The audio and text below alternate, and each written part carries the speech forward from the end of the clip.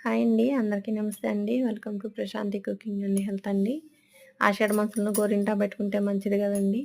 కానీ మేముండే ఇంట్లో గాని, మా ఇల్లు పక్కన గాని ఇక్కడెక్కడ లేదు ఆకు. ఇంక మా వారికి చెప్తే ఆఫీస్ నుంచి అక్కడ చెట్లున్నాయని కొమ్మలు ఏర్చుకొచ్చేసాడు. ఎలాగో ఆషాఢ మాసం ఇల్లు పాకుతాలకే తెచ్చాడండి. అసలు ఈ సంవత్సరం పెట్టుకుంటానో లేదో అనుకున్నాను. ఎలాగో తెచ్చాడు సంతోషం. చూడండి ఆకంతా తీసుకొని మిక్సీ జార్‌లో పెట్టుకొని ఇది బాగా పండాలంటే కొంచెం చింతపండు, అలా కొంచెం వాటర్ వేసుకొని ఇలా మెత్తగా మిక్సీ పట్టుకున్నాను. మంచి ఆకే అండి బాగా పండుతుంది. మా చిన్నతనంలో అయితే ఆకంతా బండ మీదేసి బాగా నూరేదాన్ని. కొంచెం చింతపండేసి పెట్టుకుంటే బాగా ఎర్రగా పండేది. చూడండి ఇది గాని బాగా పండుతుంది. ఇలా పెట్టేసుకున్నాను. మీరు గాని ఆషాఢ మాసంలో గోరింటాకు పెట్టుకున్నారా? అయితే కామెంట్‌లో తెలియజేయండి. చూడండి బాగా పండుతుంది.